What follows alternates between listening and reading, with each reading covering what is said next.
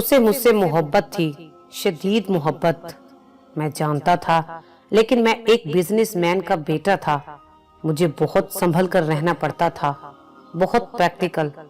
लेकिन आपको सच बताऊं तो मैं खुद उसे बच्चों की तरह चाहता था। मुझे वो बहुत प्यारी और मासूम लगती थी, जैसे कोई हूर। वो थी ही इतनी खूबसूरत कि मामा ने मेरे कहने से पहले ही उसे मेरे लिए पसंद कर लिया था, और इसमें कोई दिक्कत भी पेश नहीं आई,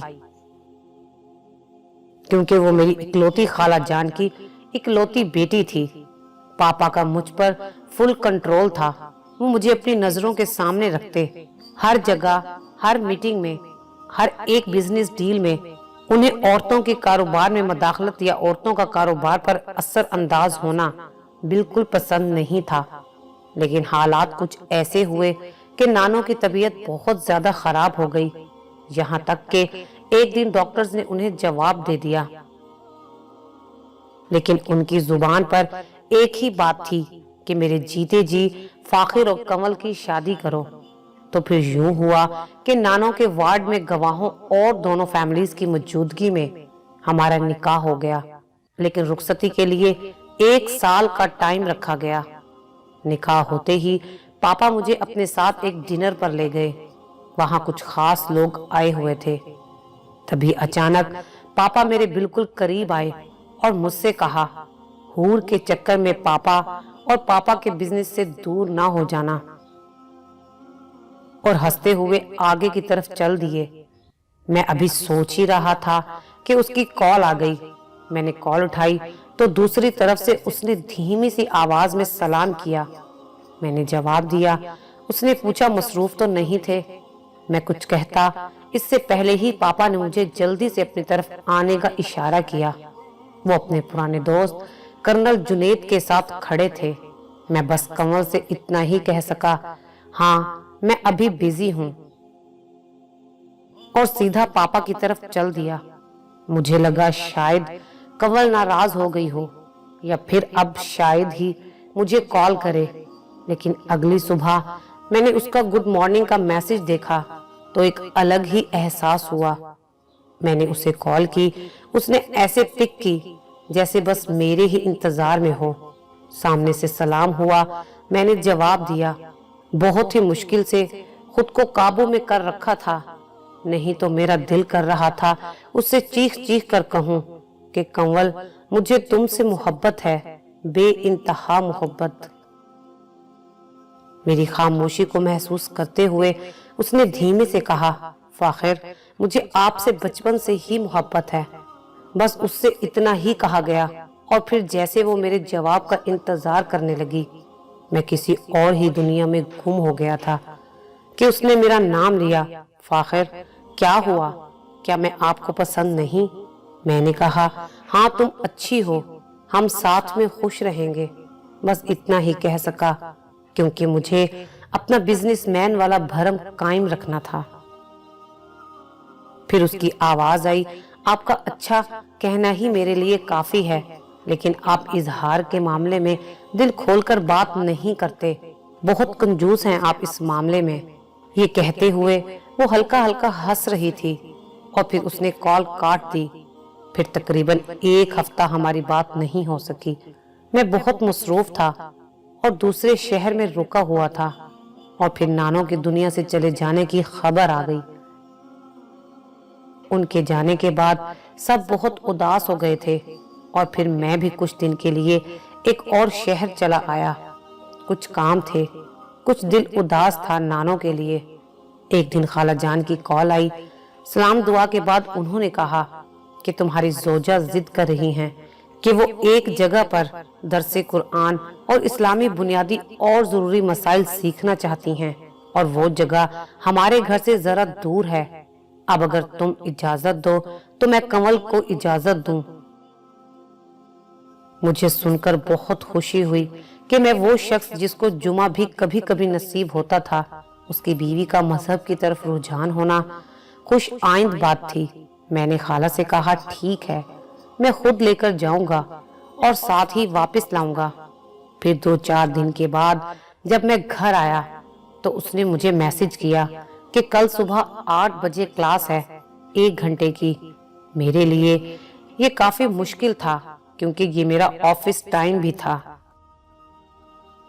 لیکن میں نے اسے کہا کہ ٹھیک ہے، تم تیار رہنا، اور اگلی صبح میں اس کا گھر کے باہر انتظار کر رہا تھا۔ ہمارے یہ دونوں گھر ایک ساتھ ہی تھے کیونکہ میری خالہ میرے چچا کی زوجہ تھیں اور چچا بہت جلد ہی اس دنیا سے چلے گئے تھے۔ وہ گھر سے نکلی تو مجھے حیرت کا جھٹکا لگا۔ اس نے عبایا لیا ہوا تھا۔ سلام کر کے وہ بیٹھ گئی۔ میں نے ڈرائیونگ شروع کر دی اور اسی دوران اس سے ہنستے ہوئے کہا کہ مجھ سے بھی پردہ۔ اس نے نقاب ہٹایا اور میری طرف مسکرا کر کہا کہ آپ سے نہیں، آپ کے لیے دوسروں سے پردہ۔ وہ لمحہ کیا تھا میں بس محسوس کرتا گیا۔ ایک نور تھا، ایک سادہ محبت تھی۔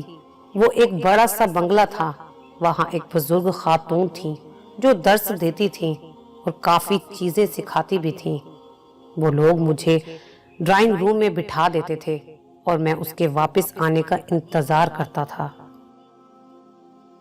پاپا میرا 1-2 گھنٹے اس طرح غائب رہنا کافی نوٹ کر رہے تھے، اور 1-2 دفعہ انہوں نے مجھے ٹوکا بھی تھا، لیکن انہیں اصل وجہ پتہ نہیں تھی۔ یہ بس ماما اور خالہ جانتی تھی۔ سب کچھ اسی طرح چل رہا تھا۔ وہ واپسی پر مجھے سارا درس سناتی تھی اور میں بس اسے سنتا رہتا تھا۔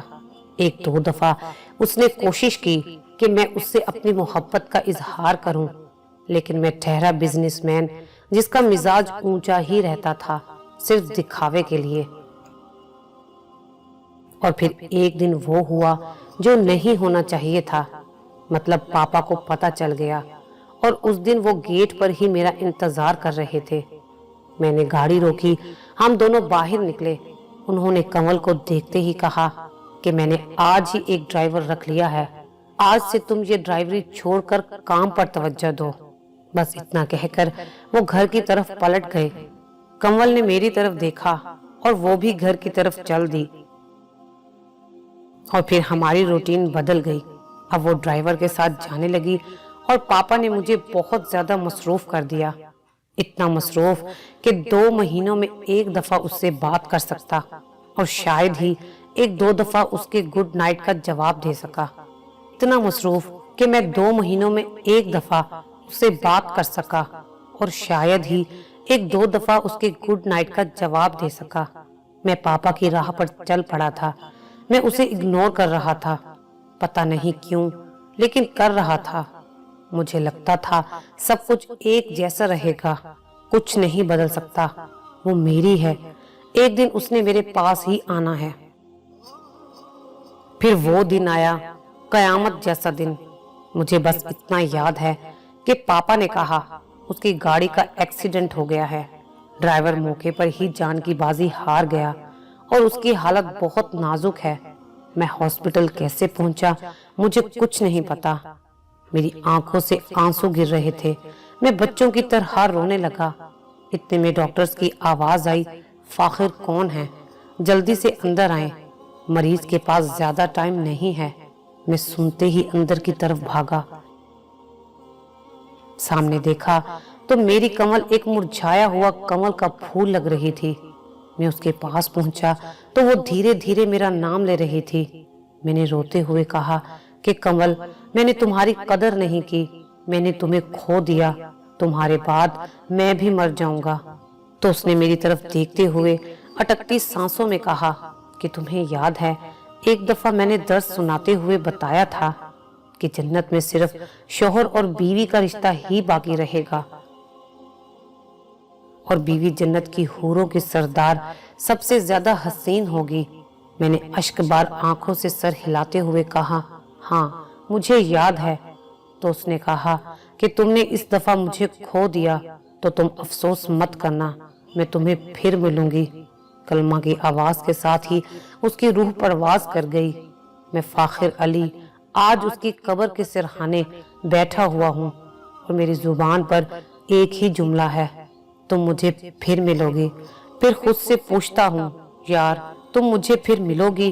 اور پھر خود ہی جواب دیتا ہوں، ہاں तुम मुझे फिर मिलोगी